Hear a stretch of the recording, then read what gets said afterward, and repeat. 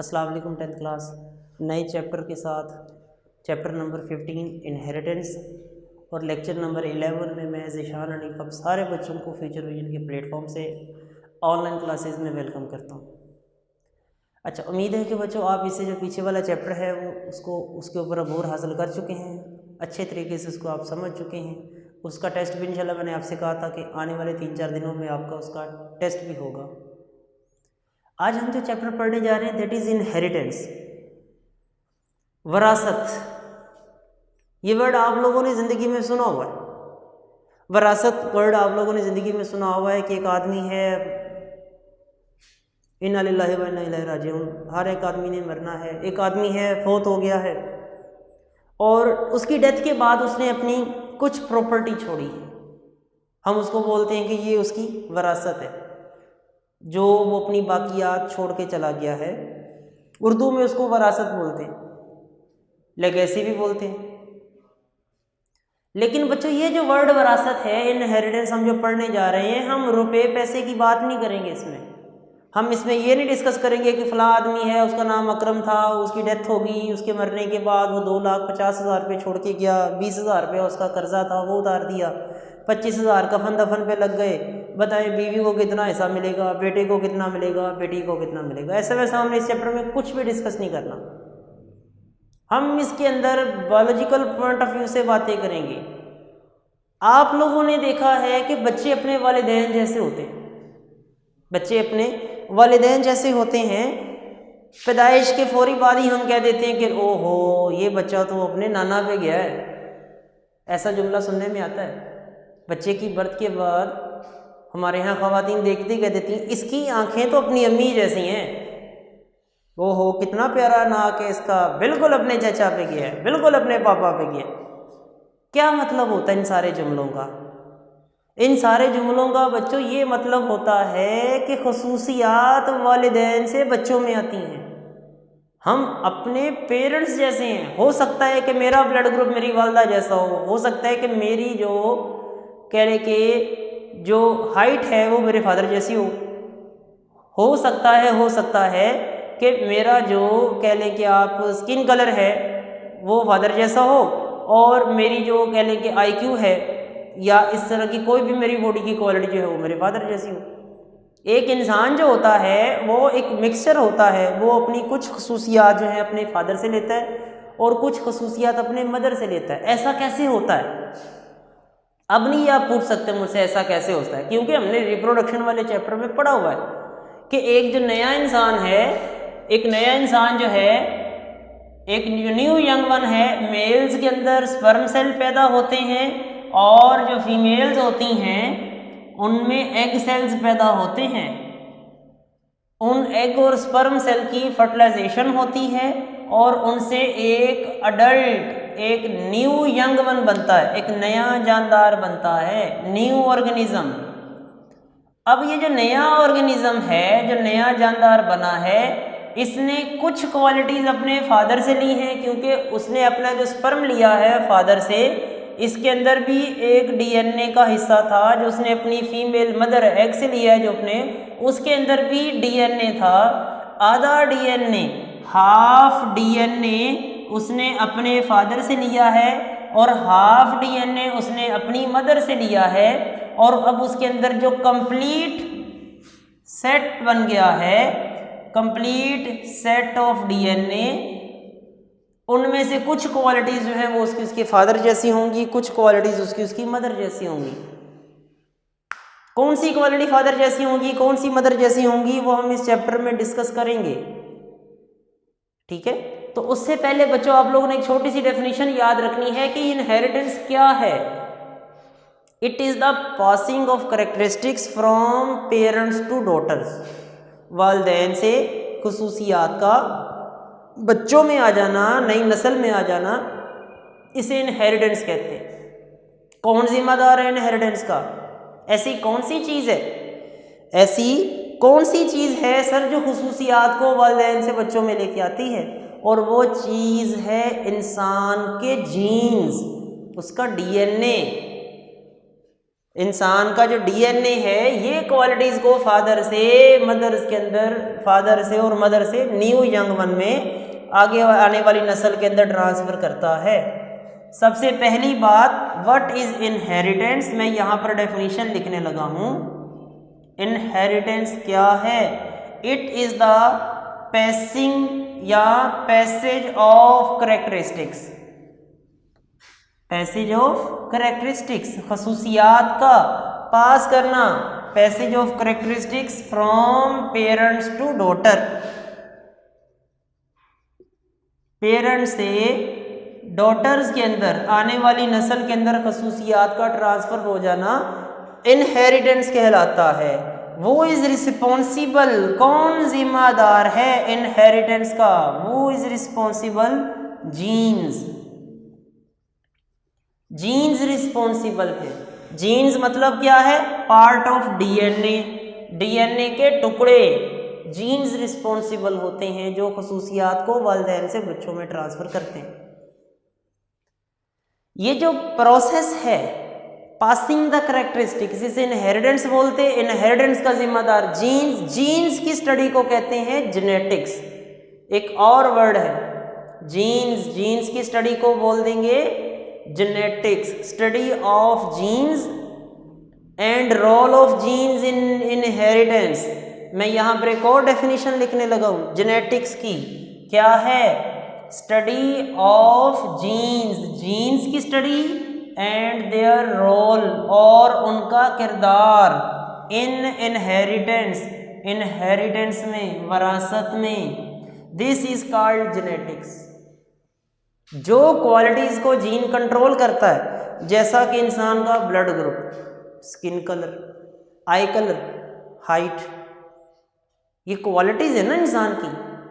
जो क्वालिटीज को डीएनए या जीन कंट्रोल करता है उन क्वालिटीज को कहते हैं ट्रेड्स। उन क्वालिटीज को बोलते हैं बच्चों ट्रेड्स। What are trades? मैं यहाँ पर ट्रेड्स भी लिख रहा हूँ। ये वो खसूसियात हैं, traits are those qualities that are controlled by gene. वो खसूसियात जिनको कोई जीन कंट्रोल करेगा, उन क्वालिटीज को, उन खसूसियात को, उनको ट्रेड्स कहा जाता है। 4 बातें बच्चों मैंने बोली हैं अभी तक। सबसे पहली बात हमने बोली है इनहेरिटेंस क्या है। इनहेरिटेंस का मतलब है खसूसियात का वालिदैन से बच्चों में जाना, जिसका जिम्मेदार जीन्स हैं। जीन्स की स्टडी को कहते हैं जेनेटिक्स। जीन्स की स्टडी और जीन्स का वरासत में जो किरदार है उसकी स्टडी को बोलते हैं जेनेटिक्स। और जीन्स जिन क्वालिटीज़ को कंट्रोल करती हैं उन क्वालिटीज़ को ट्रेड्स कहा जाता है, उन खसूसियात को ट्रेड्स बोलते हैं। अच्छा भाई, अब बात ये है कि जीन किधर होते हैं, ये बातें बेटा सुनने वाली हैं। जीन्स किधर होते हैं, जीन्स हैं क्या? हमने 9th क्लास में पढ़ा था कि इंसान की जो बॉडी है, इंसान का जो सेल है, उसके अंदर न्यूक्लियस होता है और न्यूक्लियस में उसका होता है हेरिडिटी मटेरियल। इंसान की बॉडी के जो सेल्स हैं, सेल्स के अंदर न्यूक्लियस होता है और न्यूक्लियस के अंदर हेरिडिटी मटेरियल होता है, जिसे हम उसका विरासती मादा बोलते हैं, जिसे हम दूसरी आम लैंग्वेज में विरासती मादा, हेरिडिटी मटेरियल बोलते हैं। हेरिडिटी मटेरियल खसूसियात को वालिदैन से बच्चों में मुंतकिल करता है। इंसान की बॉडी सेल से मिलकर बनती है, सेल्स में न्यूक्लियस भी होता है और न्यूक्लियस के अंदर एक हेरिडिटी मटेरियल होता है।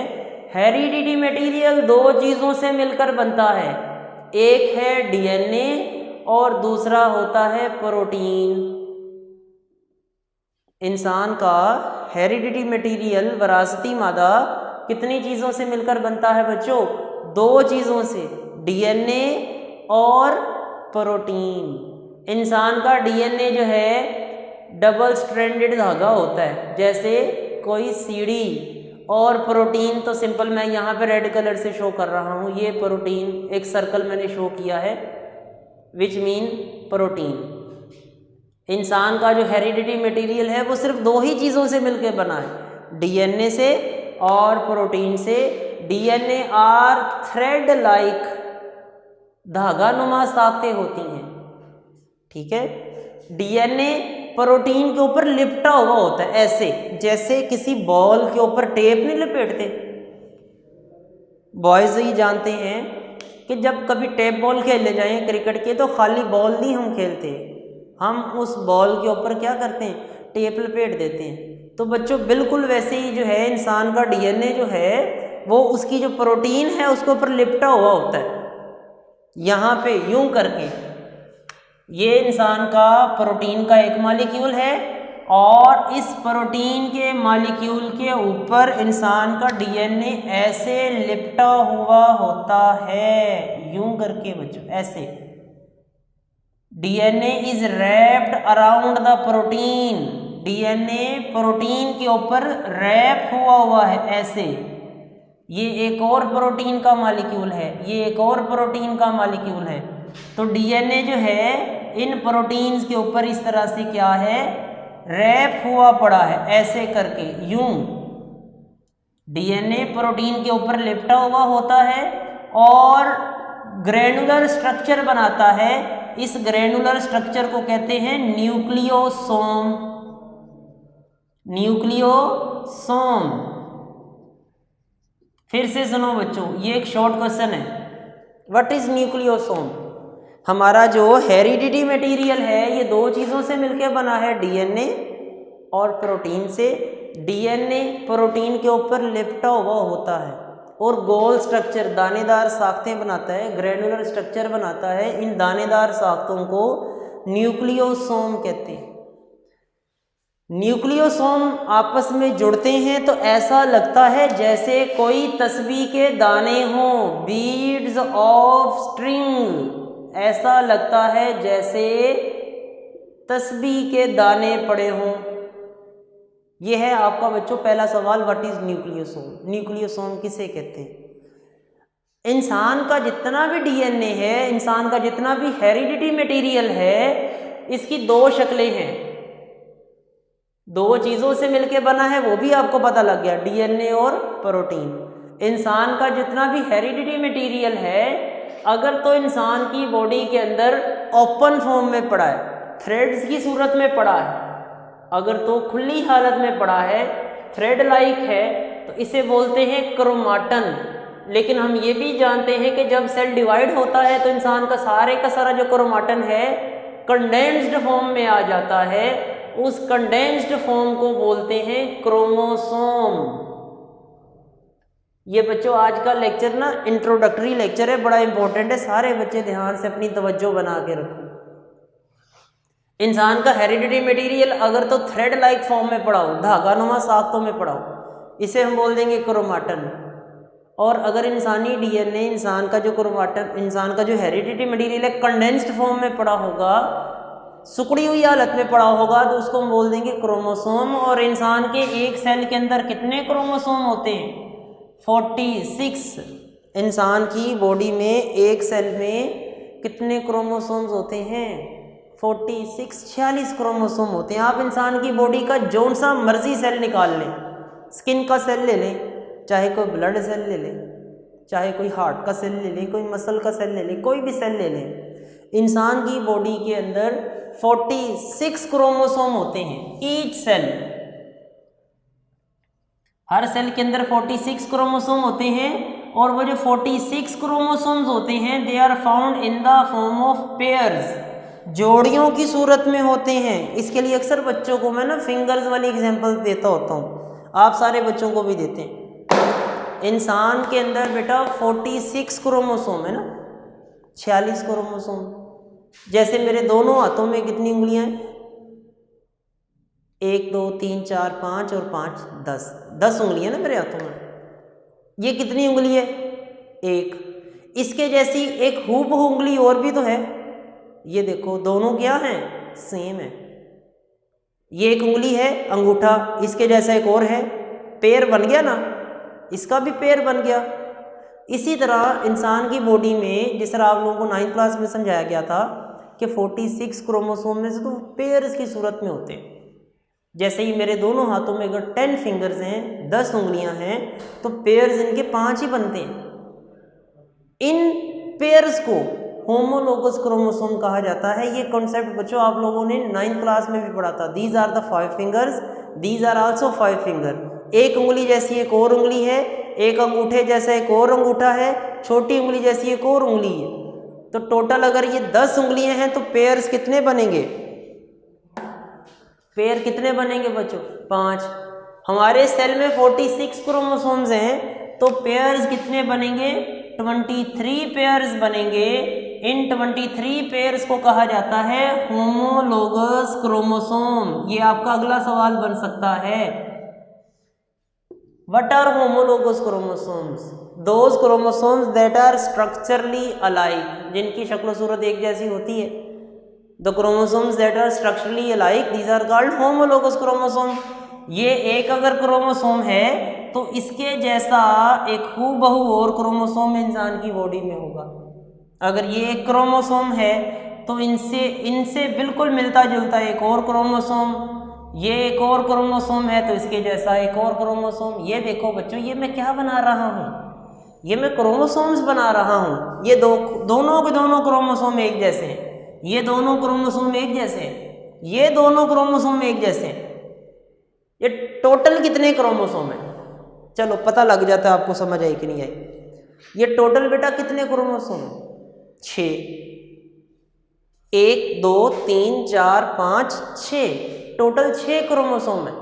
पेयर्स कितने हैं? जोड़ियां कितनी हैं? एक ये जोड़ी, एक ये पेयर, एक ये पेयर, 3 पेयर्स हैं।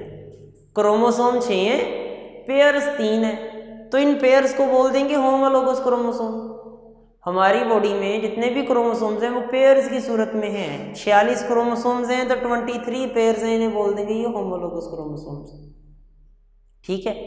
जनरल नॉलेज में बच्चों वैसे ही याद कर लो, हमारी बॉडी का जो सबसे बड़ा क्रोमोसोम है क्रोमोसोम नंबर 1 है, और जो सबसे छोटा क्रोमोसोम है वो वाई क्रोमोसोम है। क्रोमोसोम नंबर 23 के ऊपर एक छोटा सा साइड पे क्रोमोसोम होता है, क्रोमोसोम नंबर 23 वाई पेयर उसका सबसे छोटा क्रोमोसोम है। बड़ा क्रोमोसोम क्रोमोसोम नंबर 1 है। ये जो क्रोमोसोम है इसके जो पार्ट्स होते हैं, क्रोमोसोम का जो एक छोटा सा पार्ट होता है, this is called gene. Genes क्या होते हैं? These are the part of DNA. ये मैंने एक छोटा सा टुकड़ा हाईलाइट कर दिया है, इसे हम जीन बोलेंगे। इसी तरह मैंने इसका भी एक छोटा सा टुकड़ा हाईलाइट कर दिया है, ये क्या है? जीन है। ये नीचे भी मैंने एक पार्ट हाईलाइट कर दिया है रेड कलर से, ये भी क्या होगा? जीन्स। जीन्स क्या होते हैं? Parts of DNA. एक क्रोमोसोम पे, ये भी जनरल नॉलेज है, 1000 से लेके 1500 तक जो क्रोमोसोम होता है उसमें 1000 से लेके 1500 तक जीन्स हो सकते हैं एक क्रोमोसोम पे। एक क्रोमोसोम पे 1500 जीन्स हैं तो सर फिर 46 क्रोमोसोम पे कितने होंगे?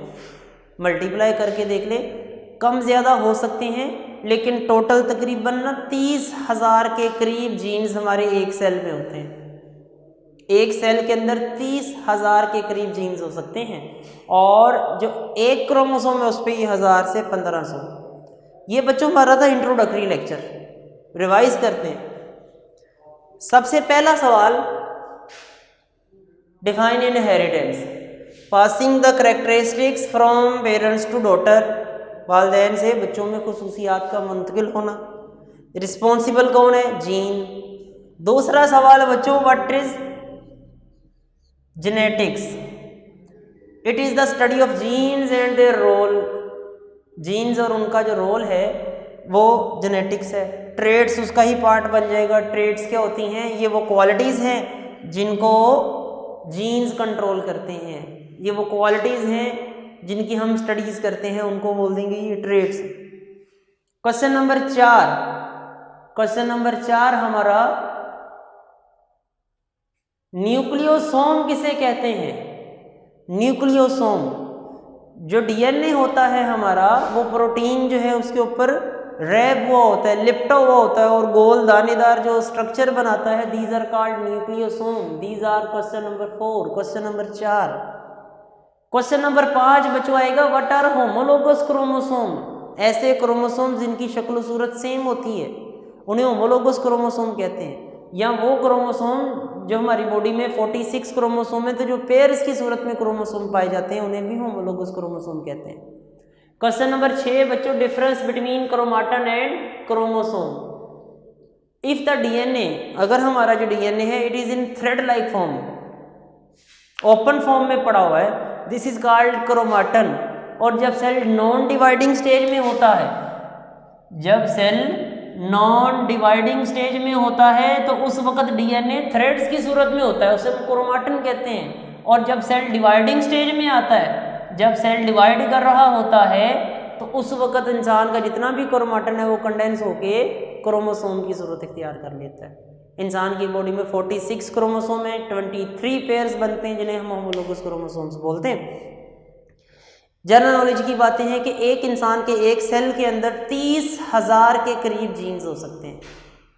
एक सेल में 30,000 के करीब जीन्स हो सकते हैं, सिर्फ एक सेल में। पूरी बॉडी में सोचो फिर कितने होंगे। एक क्रोमोसोम के ऊपर 1000 से 1500 के करीब जो है वो जीन हो सकते हैं। इंसान का जो सबसे बड़ा क्रोमोसोम क्रोमोसोम नंबर 1 है और इंसान की बॉडी का जो सबसे छोटा क्रोमोसोम क्रोमोसोम नंबर 23 का वाई क्रोमोसोम। ये बच्चों इंट्रोडक्शन था जेनेटिक्स का, इनहेरिटेंस का। इंशाल्लाह नेक्स्ट में बात को मज़ीद फैलाएंगे, ये देखेंगे कि डीएनए कैसा होता है, डीएनए की शक्ल सूरत कैसी होती है। उसके हवाले से हम एक वॉटसन और क्रिक का मॉडल भी डिस्कस करेंगे। फिर जैसे जैसे बात आगे चलेगी उसको वैसे वैसे फैलाएंगे। आज का टॉपिक बेटा यहाँ ख़त्म होता है हमारे 5-6 शॉर्ट क्वेश्चंस के साथ। ये शॉर्ट क्वेश्चंस ही हैं लेकिन इंपॉर्टेंट शॉर्ट क्वेश्चंस हैं, इनको आप ज़रूर अच्छे तरीके से डिस्कस करें, घर में याद करें। नेक्स्ट लेक्चर नंबर 12 में बच्चों आपका वेलकम करेंगे, नया चैप्टर का आगाज़ करेंगे, नई चैप्टर के सेकंड टॉपिक का आगाज़ करेंगे। तब तक के लिए सर को इजाज़त दें। अल्लाह हाफिज़।